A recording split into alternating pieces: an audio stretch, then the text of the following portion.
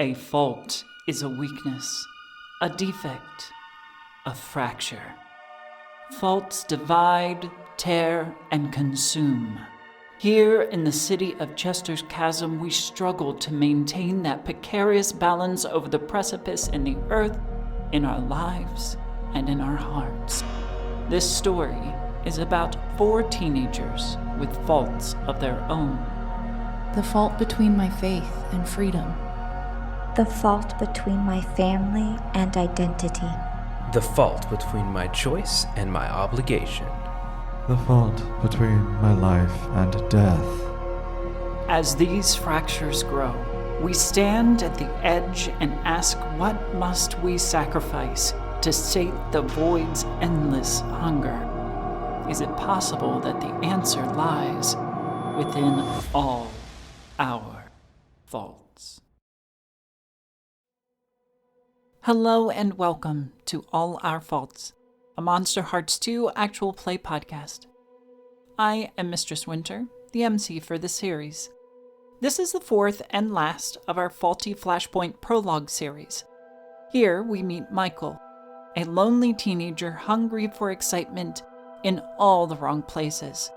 At Club Haven, he finds more excitement than he can handle, and that may change his life forever. Content warnings for this episode include ingestion of blood, sex, underage drinking, and violence. The time codes will be in the show notes. Please stay tuned after the show for more information on how you might support us. We hope you enjoy.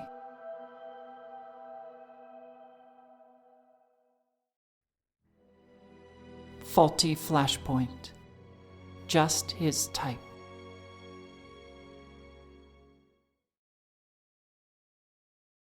Hi, Michael. Hello. The night in Chester's Chasm is as dark and gloomy as it can be in the summer. The clouds overhead are just laden with rain that has yet to fall from the skies, and the earth beneath your feet is just as thirsty as you might be. So there's a vibe that is carrying you toward Haven. The bouncer waiting by the door is your typical muscled yeti of a guy, muscles pressing against the very tight shirt that he wears. The door next to him is just throbbing in its threshold as the music inside shoves against it, impulses with the music. There are a couple of individuals who stop by the bouncer. He checks IDs and then opens the door and allows them in. You see when the door opens, there is this black light that just pours out in flashes from inside. The bouncer settles back down onto his stool, waiting the next customer. I pull out my fake ID and hand it to him and look as confident as I can. You hand him the ID and he takes it. He scrutinizes it. You can even make out that he recognizes this as a fake. In fact, he almost seems tempted to say something. But then he takes a good look at you. Would you mind describing what you look like, what you're wearing? Yes, I am wearing very low-cut black parachute pants, probably some sort of skimpy, visible underwear with a high line so he can see, a tight mesh shirt, and a thin collar. My curled hair is well taken care of, so it's got luster. It's not too frizzy, and maybe an earring, and a healthy helping of eyeliner and mascara. After getting a good look, he hands you back your ID, holds up a finger, motioning for you to wait, and pulls out his phone. He snaps a quick picture, texts, waits. There's a chime in response, and he nods and opens the door. Thank you. As you pass by him, you think that he mutters something to the effect of, "You're not going to want to thank me later." Nevertheless, you pass that threshold and that guardian and enter into a realm of dark hedonism, where every sense is assaulted and excited. Lights of different brilliance wash over the throng of dancers and bar flies. Music thrums through the air, making your skin vibrate. The smell of different colognes and perfumes and whatever drinks are being served all flood in and mix. This is amazing. I want to go and dance. That's what I'm going to do. The party is in full swing. The dance floor, the lowest portion of this club, inset into the floor just a bit more than the area surrounding where people can sit at tables and enjoy drinks. It is chock full of people writhing and twisting and moving to this pounding beat that races faster and faster as the music picks up to its climax. I'm gonna join the throng and move in time with them. I don't know what the hell I'm doing, but it sure looks fun. The DJ up on the stage, this woman with spiky white hair, has one headphone up to her ear and is just bouncing to the beat she's creating and putting out there, her fingers dancing across the dials and knobs and as she works her magic. And everybody's just eating it up. This is so much better than a fucking high school dance. Holy shit. Oh my goodness. And nobody's even touching. No one even really tries to touch each other, but they all do.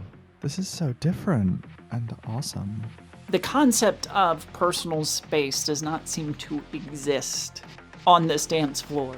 People are moving, they're swimming around each other through that space, coming inches, centimeters, millimeters within each other before dancing away, sometimes rubbing up against each other, but no one seems to mind. Everyone's just lost in the moment. It's like turning to liquid. Very much so. And in this sea of bodies, a figurative ship emerges. A tall, muscular, but lean, dark-haired man swims out of that pool of people, locks eyes with you as his body serpentines to the music, and his gaze just simply invites you to dance with him, to move with him. Well, then I guess I simply must. This is nice. You're not sure how long you dance with this man.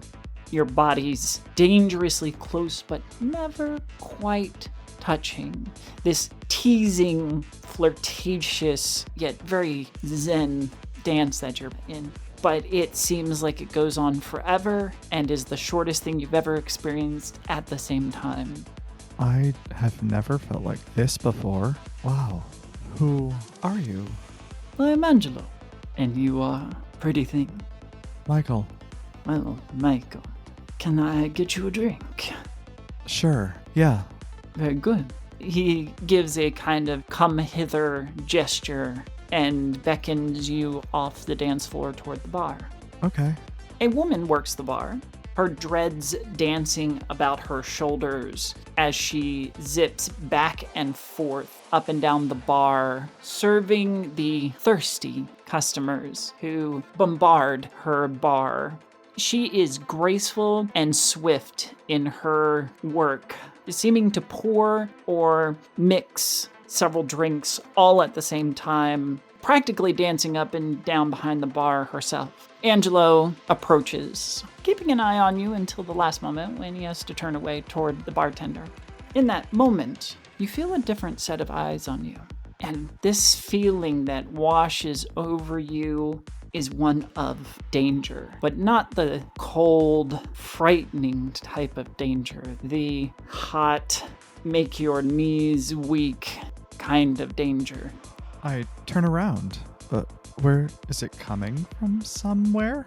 Following the feeling, you spin around. No one in particular is watching you, so must not be on this level. So your eyes are drawn upward.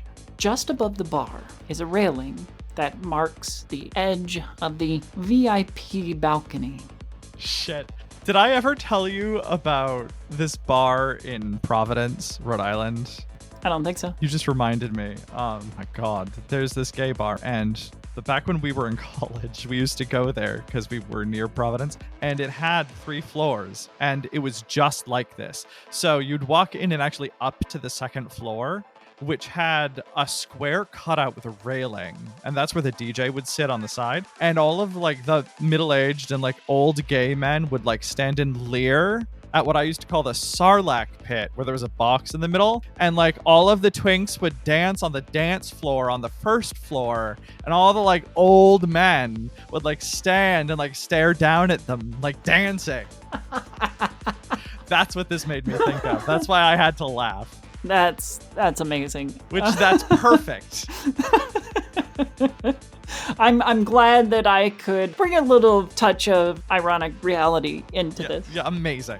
At the railing stands an older gentleman, clad in this dark satin suit. The only color that you can make out as lights pass over his form is the dark purple tie, with a tie tab that sparkles very briefly. He is smoking a cigar, and he is watching you through the smoke that wafts from the cherry at its end.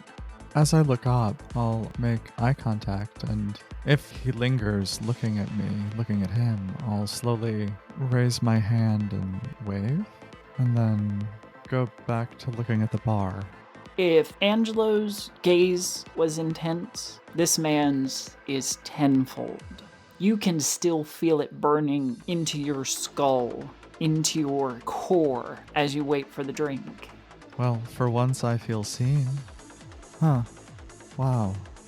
Angelo will bring your drinks over and move over to a standing table. I'll follow. Yeah. Thanks. Of course. So, I've never seen you before. No, this is my first time. Oh, a virgin, if I may. Maybe. I like to be people's first time. Well, lucky me. So, you are liking it yet? Yeah, this is fun. And I'll take a sip of my drink. What did he get me? If he wants to be devious, he could have gotten me a Long Island. Not a Long Island. Or did he get me a gay water? A vodka soda? Is that really what that is? That's what bartenders have called it, and what I call it, because I think it's hilarious. A gay water. I think that he got you an old-fashioned. Fancy. Mom loves those. Thanks for the drink, by the way. We are enjoying ourselves, are we not? Yeah, definitely. Then, of course. Maybe you can buy next round, yeah? Sure, yeah. Another individual steps up to the table, strategically placing themselves at an angle toward you and pointedly ignoring Angelo's existence. You are being invited up to the VIP section. Really? Follow me. Angelo is aghast and reaches out to the guy. Hey, what do you think your problem is? The man simply turns and eyes Angelo. You know better. Angelo cowers at that command. I feel special. Thanks again for the drink, and I'll go. The man with the invite nods, watches Angelo for just a moment longer before leading the way to the stairs leading to the 2nd floor. You ascend to that very private sanctuary for the privileged. You can already tell that there are plush chairs and couches that are much more comfortable than the stools and few places to sit downstairs.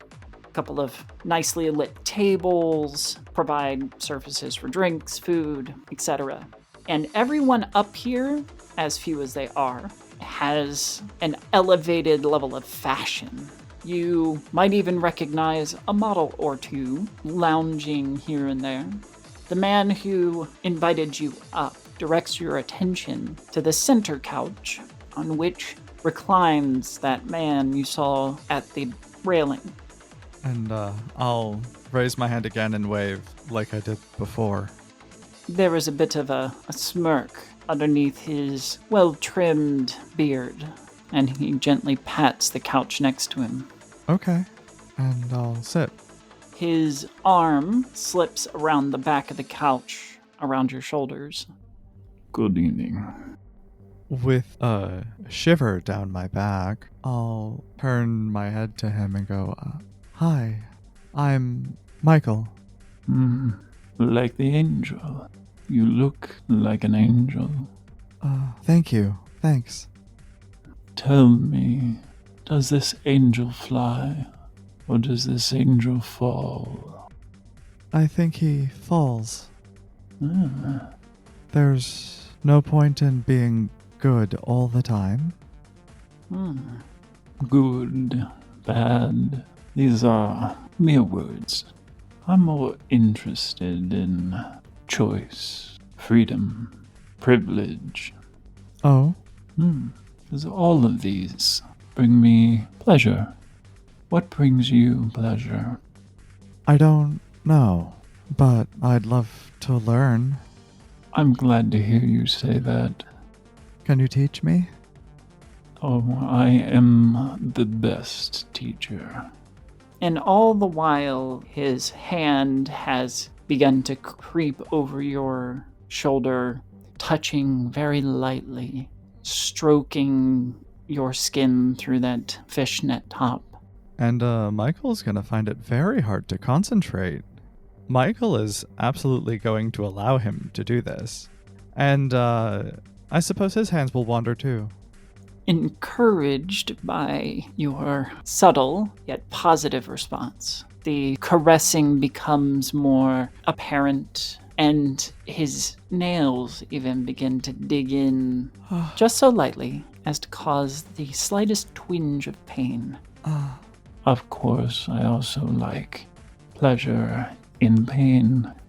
I don't seem to mind it either. Is there somewhere else we could go? In time. He will, over the next hour, work you up to just a frenzy of hormones. You're using your sex move! You know, one of the things about Monster Hearts, for the MC, it specifically states to use their moves against them. Amazing. And I love that. You're using my sex move. Yes! This is hilarious. Oh, it's so great. Mm-hmm. Over the next hour, it's a tease, building you up to this massive frenzy, your skin practically burning with the need to be touched, to be fondled, to be hurt, anything to solidify this sensation. At which point, reading how your body is reacting, he whispers to one of his men, who nods, disappears, and returns to lead both of you down the stairs and out a side entrance. We are going somewhere more comfortable. Oh, okay. Perhaps where we can reveal ourselves more openly. Okay, sure. I'd like that. You are helped into this black SUV that has pulled around to the side door. It is a fine interior, has a little tray for drinks, which he offers during your ride. I don't say this out loud, but even Mom would be impressed. This man is moneyed. And emblazoned on the glasses is a stylized V. Looks very Victorian. I don't even know his name. Now's a weird time to ask. It is a little weird, but it seems to be the customs that you've rolled into somehow. You arrive out front of this large building, floors and floors of luxury condos and apartments, in a very scenic part of Chester's Chasm. The doors open for you, and the man steps out behind you. The SUV is driven away as the man walks in front of you, clearly asserting he is the one in charge, the one to lead this evening. He walks through the doors with such ease and confidence. The man at the security desk nods, and it's the first time you hear, "Good evening, Mr. Vega." There's some unseen security procedure that is enacted, and a set of elevator doors are opened, seemingly without instruction. Vega stops just outside the elevator, motions you in. And I'll walk in. The elevator lifts with such grace and fluidity that you barely even feel the shift of gravity. It is that clean. And even when it comes to rest at the appointed floor, you're not even sure that you moved. The doors come open, and there is the first time you lay eyes on the entrance to Vega's apartments. It is this dark hallway with water features and lights that bring out this dark and almost sinister nature. Wow, you have an incredible apartment. Thank you. I have done well for myself.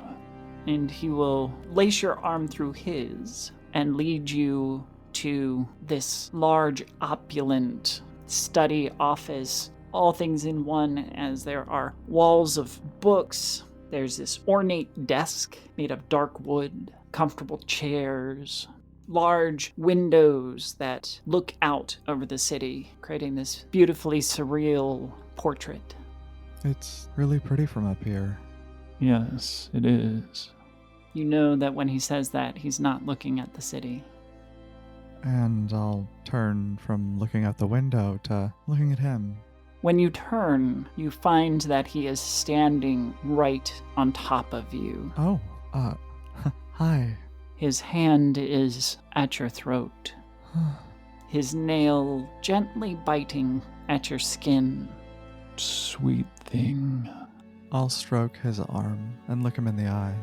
His gaze is mesmerizing, and those eyes are pools of pitch black that seem to grow larger as you gaze and begin to swallow your consciousness. You're amazing. You can be too. Teach me. In a flash, his hands washing over you, ripping away what little that you've worn this evening. You find yourself forced against the desk. Oh. His clothing is coming undone in those brief blinks of an eye, and he is on top of you. He is in you. He is consuming you. Oh God, please. And it is when you are at the height, the peak of that climax and pleasure, that the fangs come out. Whether or not you are aware of them, have the mind, the conscious thought to be able to recognize the danger. I don't see them. You may not even feel much pain as his teeth sink into your neck. I do, but it's good. It's good pain. It's very much like a tactic used by pickpockets to excite a certain area so that when other sensations are applied, you recognize it as a previous sensation. While you may feel the pain, you don't necessarily recognize it for what it is. That is until your strength begins to sap away. Cold begins to replace that heat that had been building in you like this boiler, and now you're in the deep freeze. And with that, I'll arch my back and reach back with my hands, trying to feel what's going on. He rests your hands down, and his grip is immutable. His fingers like iron bands that have trapped you. All I can do is comply. He pulls away briefly. What? No fight? No passion left in you? Okay then, and I'll fight, if that's what he wants. And I will blow back with my head, connecting with his. Give me a lash out physically. That's a 9. On a 9, you do harm, but you choose one of 3. Now, since you're not a vampire yet, your darkest self probably would not apply here. Right. So, either I determine how bad the harm turns out, or you reveal something about your true nature, but something about who you are in this moment. Yeah, I think I reveal something about my true nature. You slam your head back and connect with his face. However you feel about that, you hear him spit and sputter before he begins to chuckle. Yes. There is violence in you. Good. He spins you around, still holding onto you with the strongest grip you've ever felt. You feel like he could throw you around like a rag doll. And when you look at the damage you've done, he's got a bloody nose. Does it drip? It does. I look it up and then stare him in the eye. The playful cat got a mouse look that he had on his face shatters, and a look of intense anger replaces it. How dare you? That strength that had been holding you is applied with torque, and there is a popping. Oh no. The most excruciating pain that you might have ever felt ripples up your arms. Ah! He releases your limbs, now broken where he had held you. The palm of his hand connects with your sternum with such force that more popping is heard just as you go sailing through the air. I guess I'm not okay? How and where do I land? You land in the coffee table in front of the fireplace. I guess that means I probably take a harm, huh? At least one. Yeah, I was thinking more than one, like 2. God. Ugh. Yep. Do I have at least one functioning arm? Not particularly. And before you can recover, he is already standing over you, in which he grabs your neck, lifts you up, and bears you toward the fireplace on the wall. He presses something in the mantle, and the floor in front of the fireplace drops open into darkness, and he holds you over it. You are backlit by the licking flames of the fire. What? Why? Why? You have taken something, and now we'll see if you're strong enough to deserve it. And he drops you into that void beneath your feet. You fall probably 10 feet before you land on something both hard but soft at the same time. Tumble down what feels to be some sort of mound before coming to a stop. Can I see? There is a dim light briefly before the trapdoor shuts, and you can see that the mound that you just rolled down was a pile of corpses. And the freshest ones all have blonde hair and similar body types. Oh God. And even through your pain, excruciating as it is, you feel something inside you changing. Something burning its way through you. And that burn becomes a hunger, gnawing its way through you and growing with each passing minute in the dark. And that's where we'll end.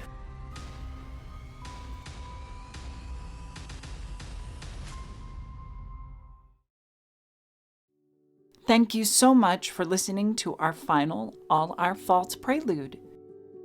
A big thank you to the Tabletop Tailspinners and creative director Emma Kokar for giving us a home and a voice. This episode starred Juicy Garland, who can be found on Instagram, X, and Blue Sky at Juicy Garland. I can be found on X, Blue Sky, and Instagram at gmistresswinter. If you would like to support the show, you can find the Tabletop Tailspinners link tree in the show notes, including our Ko-Fi site. Please donate if you enjoy this content. It really helps us cover the production costs so that we can continue to bring you great stories. Also, please give us a good rating, comment, and tell your friends to give us a listen. Then you can speculate together on what the full episodes will bring on Wednesday, November 15th. More stories from the Tabletop Tailspinners Network, both present and future, will include the Chronicles of Kriath, Improv Madness, Darkened Skies, a 10-candle series, and many more. Until next time, we recommend not leaving clubs with strangers. It probably won't be good for your health. This has been a tale from the Tabletop Tailspinners Network.